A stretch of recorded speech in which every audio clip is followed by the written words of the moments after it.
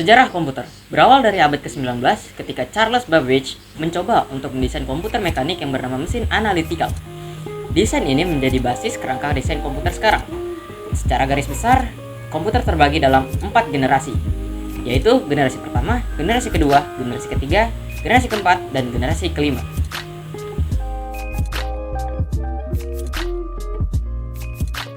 Komputer generasi pertama. Generasi pertama dimulai ketika komputer digunakan dalam akademi dan militer. Seperti komputer Atlan Softberry dibuat pada tahun 1937 untuk menyelesaikan sistem persama linier dan komputer Colossus untuk memecahkan kode rahasia Jerman Nazi. Kemudian, ENIAC yang dibangun pada tahun 1946 menjadi komputer pertama untuk tujuan umum. Ketika komputer dinyalakan untuk pertama kalinya, Philadelphia mengalami mati listrik. Kemudian ini menggunakan tabung vakum untuk menyimpan data dan ukuran satu ruangan. Komputer generasi pertama pada tahun 1942 sampai 1959, komputer generasi pertama menggunakan tabung vakum atau kabung tab untuk menyimpan dan memproses data. Ribuan tabung vakum diperlukan untuk mengoperasikan komputer generasi pertama dan sebagai penguat sinyal. Ciri-ciri komputer pada generasi pertama adalah sebagai berikut. 1. Komponen elektroniknya dari tabung hampa. 2. Program dibuat dalam bahasa mesin. 3. Programnya masih menggunakan bahasa mesin dengan menggunakan kode 0 dan 1 dalam urutan tertentu. Komputer generasi kedua dimulai ketika translator menggantikan tabung vakum. Unipis diperkenalkan ke publik pada tahun 1951 untuk menggunakan komersial.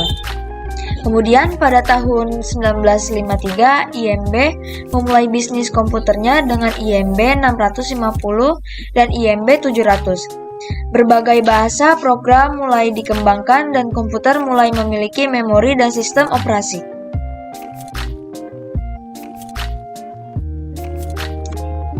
Komputer generasi ketiga dimulai ketika teknologi transistor meningkat menjadi sirkuit terpadu. Komputer mini adalah inovasi yang signifikan dalam generasi ini dan mempengaruhi generasi komputer selanjutnya. NASA menggunakan komputer generasi ini untuk melacak program Apollo seperti komputer bimbingan Apollo untuk mempermudah kendali Apollo, Command atau Service Module. Digital Equipment Corporation menjadi perusahaan komponen nomor 2 di belakang IBM dengan komputer PDP dan PAX-nya. Komputer ini membawa pengembangan sistem operasi yang berpengaruh Unix. Komputer generasi ketiga merupakan perkembangan yang paling pesat dari perkembangan komputer yang ada. Komputer generasi ketiga muncul sejak era 1965 sampai 1971-an. Meskipun transistor dalam banyak hal memiliki kemampuan yang melebihi tube vakum, tapi transistor terlalu besar dalam menghasilkan panas yang berpotensi bisa merusak bagian-bagian dalam komputer. Kemajuan komputer generasi ketiga yang lain adalah penggunaan sistem operasi atau operating system, yaitu suatu sistem yang kemungkinan mesin dapat menjalankan berbagai program yang berbeda secara bersamaan dengan sebuah program utama yang mengawasi atau memonitor dan mengkoordinasi memori mesin komputer.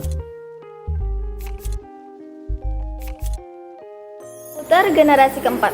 Munculnya komputer generasi keempat ditandai dengan munculnya mikroprosesor. Dikutip dari Britannica pada pertengahan 1960-an hingga awal 1970-an, Fairchild Semiconductor Corporation dan Texas Instruments Incorporated adalah salah satu produsen IC terkemuka. Setiap tahunnya, kedua perusahaan tersebut selalu meningkatkan jumlah IC dan komponen elektronik lainnya ke dalam chip silikon tunggal. Saat jumlah komponennya meningkat menjadi ribuan, chip tersebut mulai disebut dengan Large Scale Integration Chip atau LSI. Penggunaan chip LSI ke komputer disebut sebagai komputer generasi keempat. Penemuan mikroprosesor ini adalah puncak dari komputer generasi keempat. Ada beberapa ciri khusus komputer generasi keempat, berikut adalah ciri-cirinya. Yang pertama, IC lebih kompleks dan terintegritas. Yang kedua, menggunakan LSI atau Large Scale Integration yang merupakan pemadatan ribuan IC menjadi satu chip. Yang ketiga, dikembangkan VLSI Very Large Scale Integration yang dapat menampung hingga ratusan ribu IC.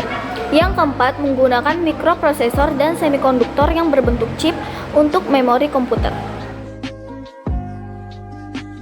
Komputer generasi kelima.